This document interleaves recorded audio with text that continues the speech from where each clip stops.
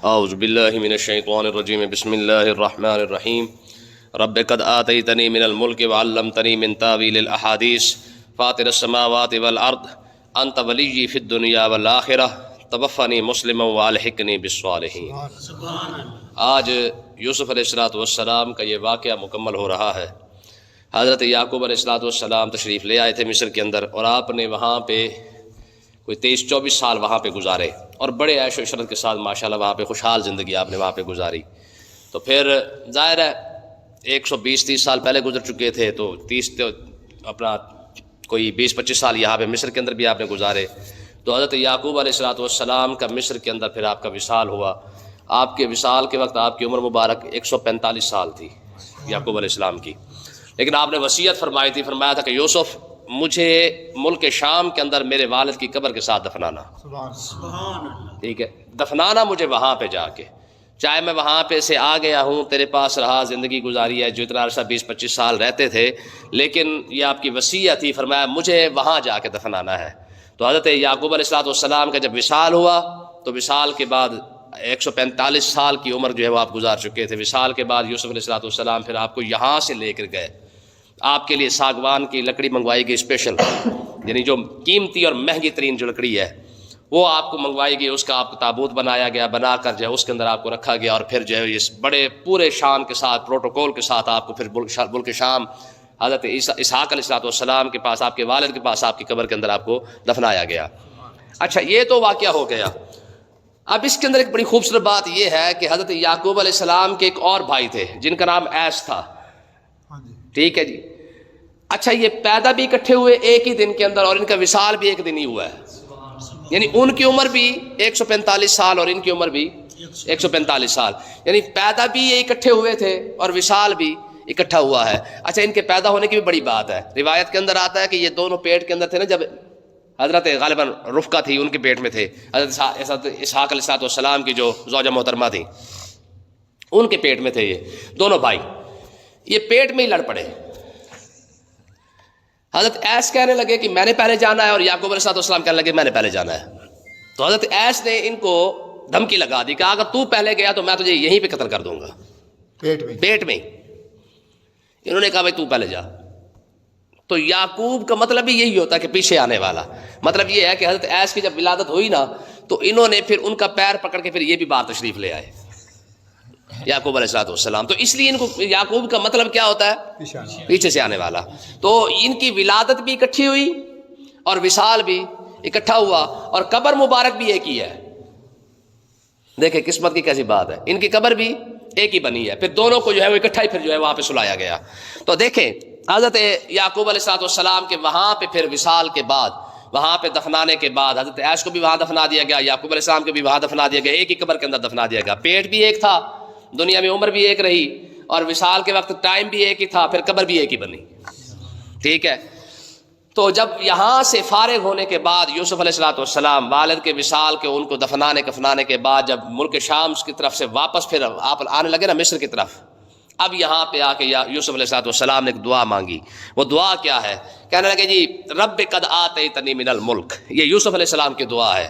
عرض کیا ہے میرے پروردگار تو نے مجھے بادشاہت عطا فرمائی، وعلمتنی من تاویل الاحادیث، اور تو نے مجھے خوابوں کی تعبیر کا علم عطا فرمایا۔ یہ تیری نعمتیں ہیں، یہ کیا ہے؟ یہ تیری نعمتیں ہیں، تو نے یہ کرم فرمایا، بادشاہت بھی یوسف کو عطا فرمائی، خوابوں کا علم بھی ساتھ عطا فرمایا۔ فاطر السماوات والارض، میں وجہ یہ ہے کہ تو آسمان اور زمین کا پیدا کرنے والا ہے، تیری اتنی بڑی بادشاہی ہے، جسے چاہے تو عطا فرما دے۔ یوسف پر کرم فرمایا تو یہ بھی تیری مہربانی ہے، ٹھیک ہے جی، یہ بھی تیری خاص بندوں کی یہی کمال ہوتا ہے کہ خاص بندے جب کسی عہدے پر فائز ہوتے ہیں تو وہ اللہ کا شکر ادا کرتے رہتے ہیں۔ موسیٰ علیہ السلام کو اللہ نے فرمایا میرے کلیم تو شکر ادا کیا کر۔ عرض کی پروردگار میں تیرا شکر ادا کرتا ہوں۔ پھر دوبارہ کہا پھر میں شکر پر شکر ادا کرتا ہوں۔ تو رب نے فرمایا میں نے تو ایک بار کہا تھا، یہ دوسری مرتبہ شکر کس بات کا؟ کہا پروردگار تو نے مجھے فرمایا، میں نے تیرا حکم مان لیا، یہ تیرا شکر ہے، اور اس شکر کو ادا کرنے کی جو تو نے توفیق عطا فرمائی ہے، دوسرا شکر میں نے اس لیے ادا کیا ہے، ٹھیک ہے، جو تو نے نیکی کی توفیق عطا فرمائی۔ تو اس کا مطلب یہ ہے کہ یہ کلیم اللہ کا بہت بڑا عمل ہے کہ اگر کوئی شخص نیکی کر رہا ہے تو یہ اپنی اچھی بات ہے، لیکن نیکی کر کے بھی اس رب کا احسان سمجھے کہ مالک کا دنیا کے اندر تو اور بھی ہزاروں لوگ موجود ہیں. دیکھیں نا جی ہم مسجد میں بیٹھے ہیں تو یار اس میں ہمارا کمال نہیں ہے, دنیا کے اندر تو لاکھوں لوگ ہیں جو بازار کے اندر بیٹھے ہوں گے. کوئی ایسا بھی ہوگا جو فلم دیکھ رہا ہوگا, کوئی ایسا ہوگا جو نابینا کوئی کام کر رہا ہوگا. آج ہم ہے نا, یہ ہماری خوش قسمتی نہیں ہے کہ یار ہم چلو کم سے کم قرآن کو سمجھنے کی کوشش تو کر رہے ہیں نا. تو اس کا مطلب یہ کہ اگر کوئی شخص دین کے کام میں لگا ہوا ہے تو یہ رب کا شکر ادا کرے کہ مالک کا بندے تو اور بھی بڑے ہیں نا, یہ تو تیری کرم نوازی تو نے یہاں لگا رکھا ہے. ٹھیک ہے جی, تسی باہر جا کے پوچھ کے دیکھو اگر سب تو زیادہ نکمے لوگ ہی ہیں, انہوں نے کمی کوئی نہیں, انہوں یعنی وہ ہمیں نکما سمجھتے ہیں. تو الحمدللہ چلو کم سے کم ہماری ذہن میں یہ تو نہیں یار ہم قرآن سمجھ رہے ہیں. ان سے جا کے پوچھو, وہ کہتے ہیں یہ ویلے لوگ ہیں جو لگے پھرتے ہیں. ٹھیک ہے جی. تو کہنے کا مقصد یہ کہ یہاں پہ یوسف علیہ السلام اللہ کا وہ شکر ادا کر رہے ہیں کہ پروردگار تو نے بادشاہت عطا فرمائی, یہ بھی تیری کرم نوازی ہے, جسے چاہے تو عطا فرما دے. ٹھیک ہے. اور دوسری بات وَعَلَّمْتَنِي مِن تَأْوِيلِ الْأَحَادِيثِ, تو نے مجھے علم عطا فرمایا, یہ بھی تیری کرم نوازی ہے. تو اس کا مطلب یہ کہ علم اتنی بڑی نعمت ہے, بادشاہ تو ہے ہی ہے, لیکن علم اتنی بڑی نعمت ہے کہ رب حضرت یوسف علیہ السلام دعا مانگ رہے ہیں کہ میرے مالک یہ تیری مہربانی ہے کہ تو نے مجھے علم بھی عطا فرمایا, بادشاہت بھی عطا فرما دی. اس کا مطلب یہ ہے کہ اگر کوئی شخص عالم ہو, عالم کے ساتھ ساتھ بادشاہ ہو, تو یہ سونے پر سہاگا کہ رب نے دو نعمتیں اسے عطا فرما رکھی ہے. ٹھیک ہے. تو اللہ تعالیٰ نے حضرت ارشاد فرمایا یوسف علیہ السلام کہنے لگے, اے میرے پروردگار, کیونکہ آسمان اور زمین کو بنانے والا تو ہی ہے, انت ولی فی الدنیا والآخرہ, اے میرے پروردگار دنیا اور آخرت میں میرا وارث تو ہی ہے.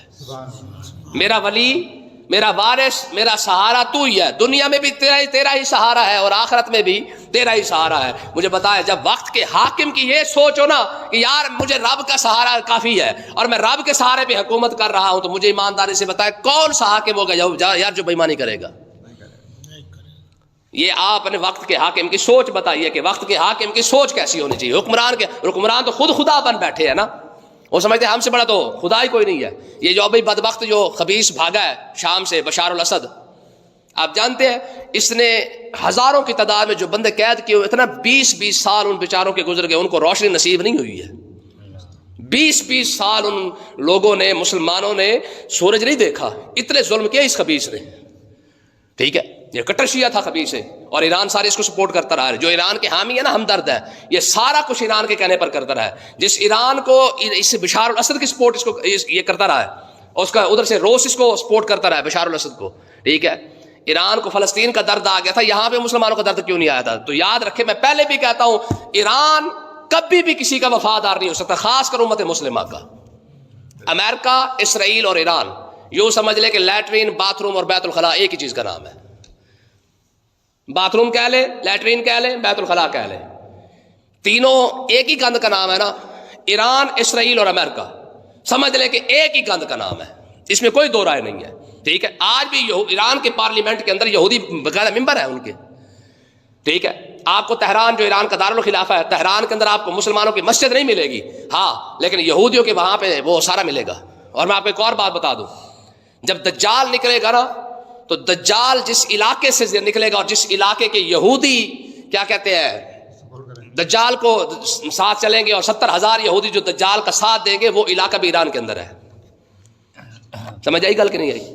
ہاں. تو کہنے کا مقصد یہ ہے کہ آگے دیکھیں, یوسف علیہ السلام یہ سوچ دے رہے ہیں اور ساتھ دعا کیا مانگ رہے ہیں. کہتے ہیں پروردگار انت ولی فی الدنیا والآخرہ, میں بادشاہ بنا ہوں تو تیرے سہارے پہ. ٹھیک ہے. تو نے علم عطا فرمایا, یہ بھی تیری کرم نوازی ہے. دنیا اور آخرت میں میرا وارث تو ہی ہے, مجھے اپنی بادشاہت پر بھروسہ نہیں ہے, تیری کرم نوازی پر بھروسہ ہے. ہاں, یہ بادشاہت کی کیا اوقات ہے. ٹھیک ہے جی. نبی کی نظر میں یار چھوڑے, ولی کی نظر میں اس کی کوئی اوقات نہیں ہوتی ہے. میں نے آپ کو بتایا تھا ایک بار کہ سلیمان علیہ السلام نے اوپر سے ایسے ہوا کے اندر جا رہے تھے, آپ کا تخت جو ہے وہ روا تھا ہوا کے اندر ہی, تو نیچے سے ایک بابا بیٹھا تھا, بابا کھپڑ, بہت سارا بڈھا تھا. اس نے اوپر دیکھا نا, تو اس نے کہا واہ, بادشاہی تو جس کو کہتے ہیں, اور واقعی بادشاہی تو ہے نا. ہوا بھی جس کے تابع ہے, جنات اس کے تابع, انسان اس کے تابع, پرندے اس کے تابع, چرندے اس کے تابع, زمین کا ذرہ ذرہ جس کے تابع ہو. بادشاہی کا مزہ تو آیا نا. تو بابے نے یوں کر کے کہا, اس نے کہا واہ بھائی واہ, بادشاہی تو یہی ہے. تو سلیمان علیہ السلام دیکھیں کیا فرمایا. آپ نے فرمایا بات سن, تو تنہائی میں بیٹھ کے ایک مرتبہ رب کو یاد کر, خدا کی قسم تیرا وہ لمحہ میری ساری بادشاہی سے زیادہ افضل ہے. یہ وقت کا بادشاہ بتا رہا ہے, کہا میری بادشاہی کو اتنا نہ سمجھ, یہ ویلی ہے. ہاں, تنہائی میں بیٹھ کے اسے ایک مرتبہ ایک لمحے کے لیے خالی یاد کر لے, تیرا وہ لمحہ میری ساری بادشاہی سے زیادہ افضل ہے. ٹھیک ہے, تو دیکھیں اب آگے کیا دعا مانگی. یار نبی ہو کے دعا مانگ رہا ہے, کہتا ہے جی مالک ایک تو میرا دنیا اور آخرت میں وارث تو ہے, اور دوسری بات دیکھیں کتنی بڑی دعا مانگی. یہ واحد یوسف علیہ السلام نے دعا مانگی, باقی کسی نبی نے ایسی دعا نہیں مانگی. کیا مانگا؟ کہنے لگے توفانی مسلمہ, اے پروردگار مجھے اسلام کی, ایمان کی حالت میں موت عطا فرما. ٹھیک ہے, ایک تو مجھے ایمان کی حالت میں موت دے, اور دوسری وَأَلْحِقْنِي بِالصَّالِحِينَ, مجھے نیک لوگوں کے ساتھ ملا دے. ٹھیک ہے یار, اللہ کا نبی ہے, ٹھیک ہے, اور اللہ کا ایسا نبی جس کی شان کے اندر تورات, زبور, انجیل, قرآن بھرا ہوا ہے, پوری صورت یوسف کے نام رب نے نازل فرما دی ہے. لیکن آج یہ دیکھیں علماء فرماتے ہیں کہ یوسف علیہ السلام نے اپنے لیے دعا نہیں مانگی ہے, یہ یوسف علیہ السلام نے ہر بادشاہ کے لیے دعا مانگی ہے کہ میں بادشاہت میں بیٹھ کے ایمان کی فکر کر کے رب سے مانگ رہا ہوں کہ پروردگارہ ایمان کی موت عطا فرمانا, تمہارا تو کھاتا ہی کوئی نہیں ہے. یار دیکھیں جب بادشاہ یہ کہے کہ پروردگار ایمان کی موت عطا فرما, ٹھیک ہے, سبق ہے نا اس آیت کے اندر یہ بادشاہت کا.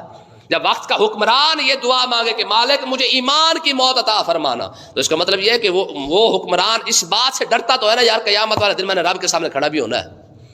تو یہ یوسف علیہ السلام نے دعا مانگی. اور دوسری کیا دعا کی؟ الحقنی بالصالحین, پروردگار مجھے نیک لوگوں کے ساتھ رکھنا.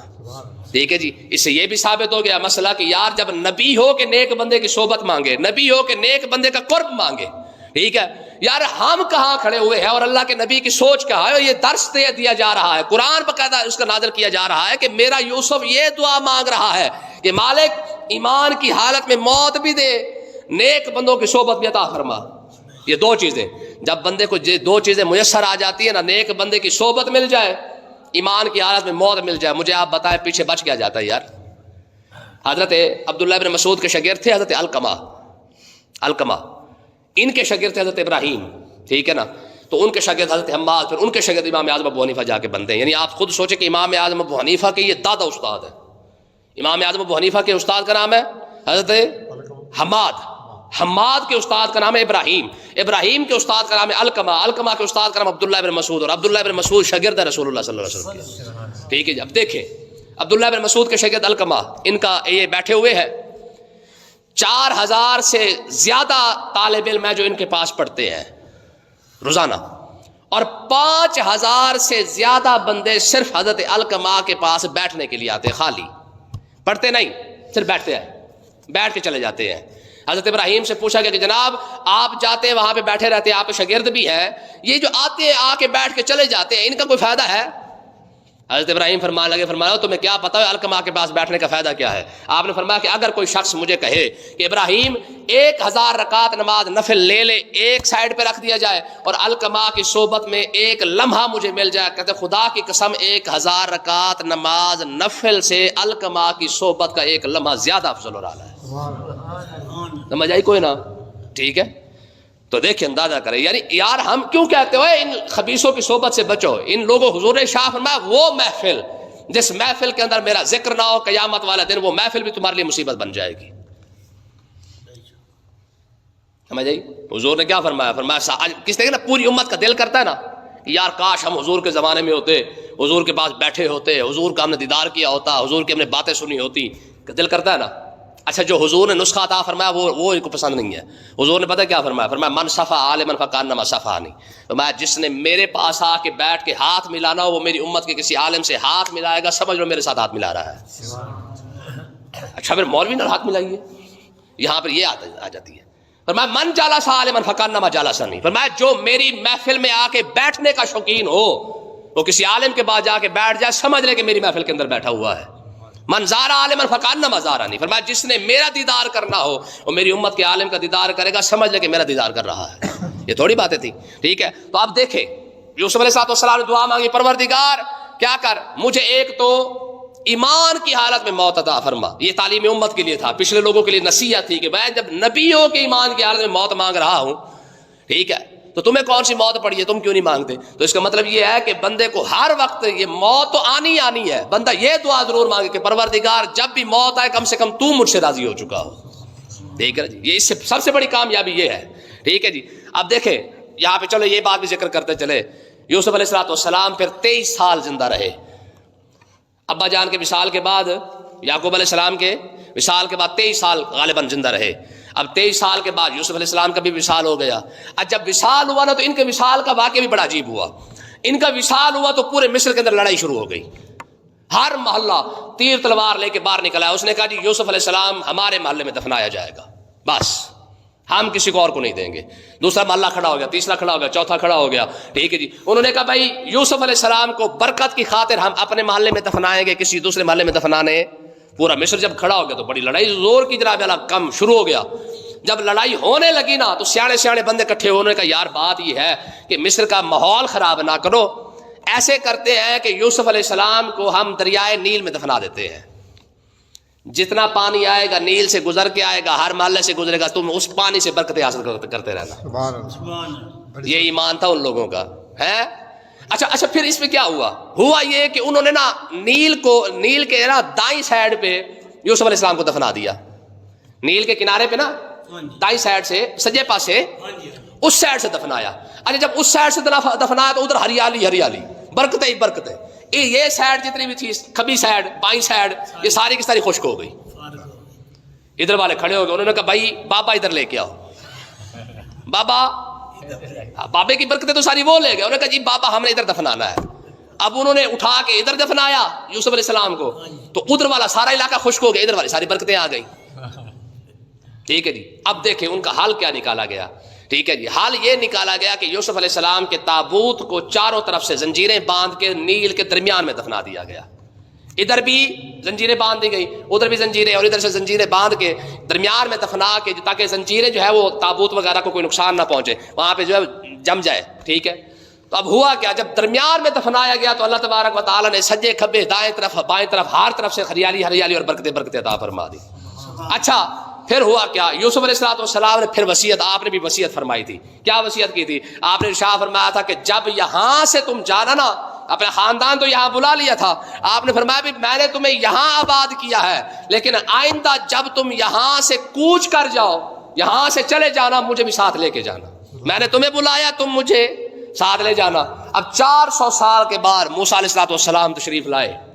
ٹھیک ہے جی. پھر وہ آپ کو یہاں سے لے کے گئے 400 سال کے بعد. میں نے آپ کو بتایا تھا کہ جب یہاں پہ یہ کنعانی آئے تھے, یعنی بنی اسرائیل کے یہ آئے تھے, تو یہ 200-400 تھے, لیکن جب یہاں سے موسیٰ علیہ السلام ان کو فرعون سے نجات دلوا کے, وہ سارا واقعہ فرعون سے نجات دلوا کے جب مصر سے پھر یہاں سے جب لے کے گئے نا موسیٰ علیہ السلام کے ساتھ بنی اسرائیلی گئے, تو یہ 6 لاکھ تھے.